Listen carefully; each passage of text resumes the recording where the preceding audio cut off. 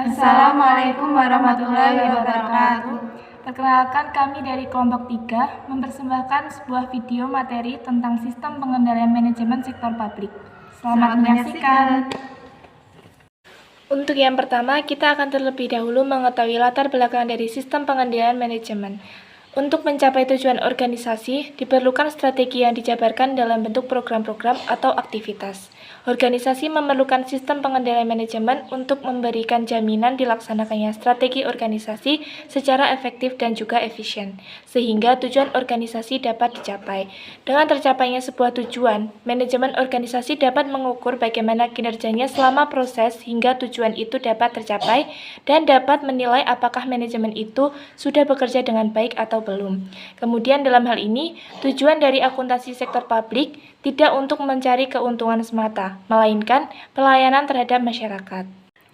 Sistem pengendalian manajemen sektor publik berfokus pada bagaimana melaksanakan strategi organisasi secara efektif dan efisien sehingga tujuan dari organisasi dapat tercapai.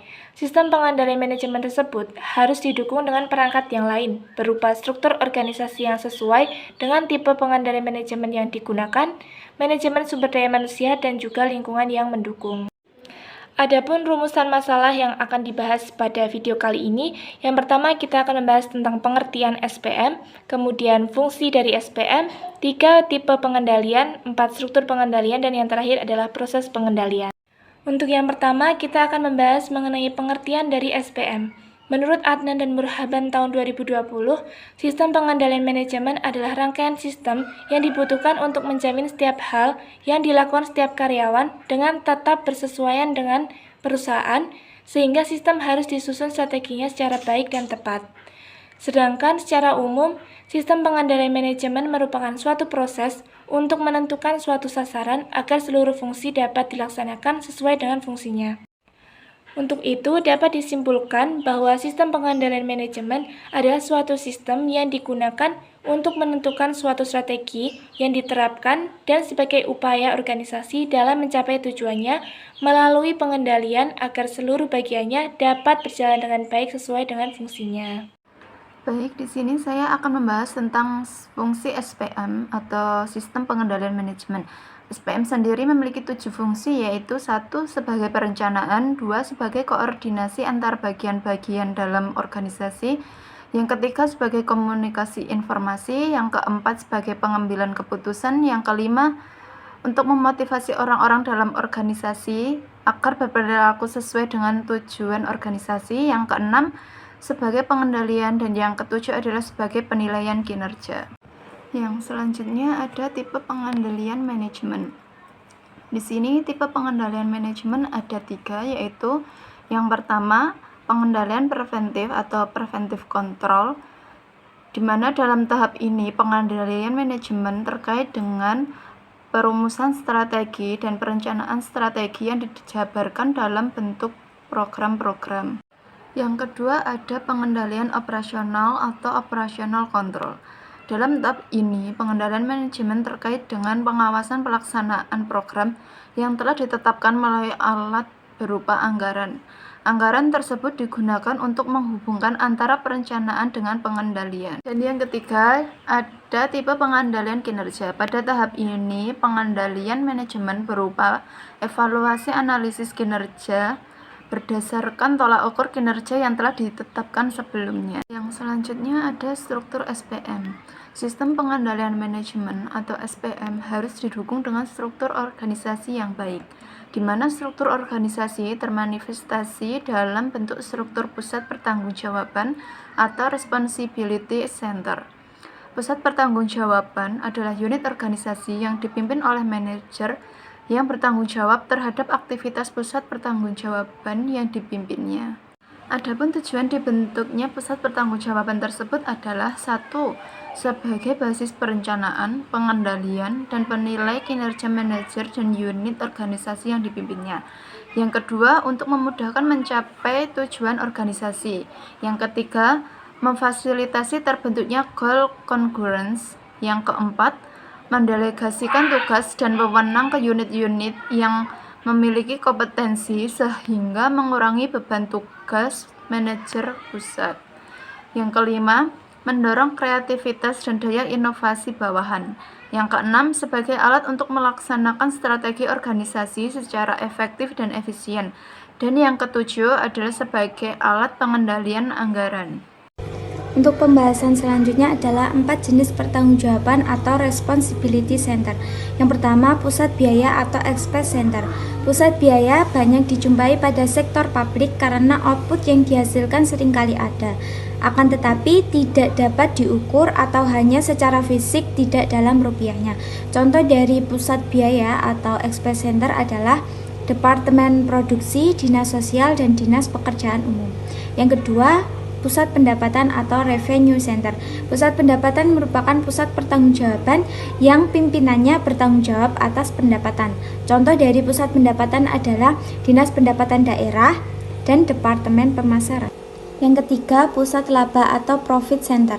Pusat laba merupakan pusat pertanggungjawaban di mana kinerja finansialnya diukur dalam ruang lingkup laba. Pengertian dari laba itu sendiri merupakan selisih antara pendapatan dan pengeluaran.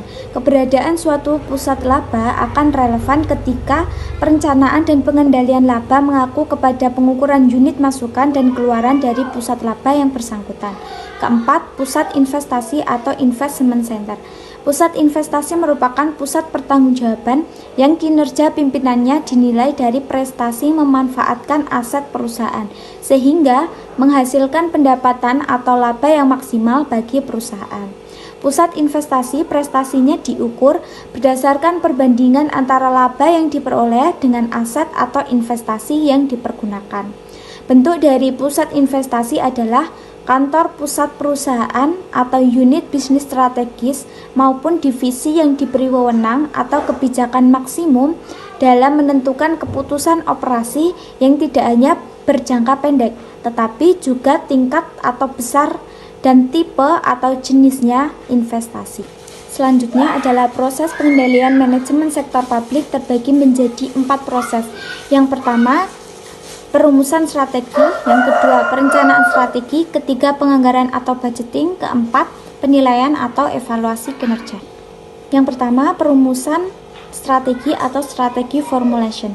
Perumusan strategi merupakan proses penentuan visi, misi, tujuan, sasaran, target, arah, dan kebijakan serta strategi organisasi. Perumusan strategi merupakan tugas dan tanggung jawab dari manajemen puncak atau atasan. Yang kedua, perencanaan strategi atau strategic planning. Sistem pengendalian manajemen diawali dari proses perencanaan strategi. Perencanaan strategi adalah proses pemantauan program-program, aktivitas atau proyek yang akan dilaksanakan suatu organisasi dan penentuan jumlah alokasi sumber daya yang akan dibutuhkan. Yang ketiga, proses penganggaran atau budgeting. Tahap penganggaran dalam proses pengendalian manajemen sektor publik merupakan tahap yang paling dominan, di mana proses penganggaran pada organisasi sektor publik memiliki karakteristik yang berbeda dengan proses penganggaran pada sektor swasta. Perbedaan tersebut terletak pada adanya pengaruh politik dalam proses penganggaran sektor publik.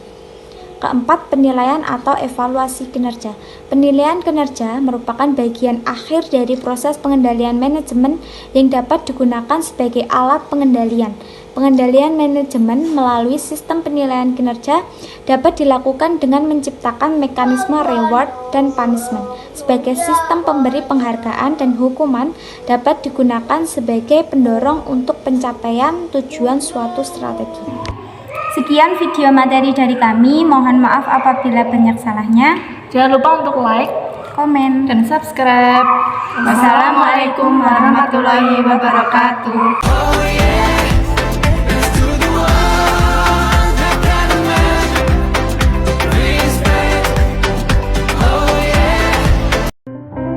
Sepertinya kau memang dari planet yang lain, dikirim ke bumi untuk orang-orang sepertiku. Sepertinya kau memang dari planet yang jauh, dikirim ke bumi untuk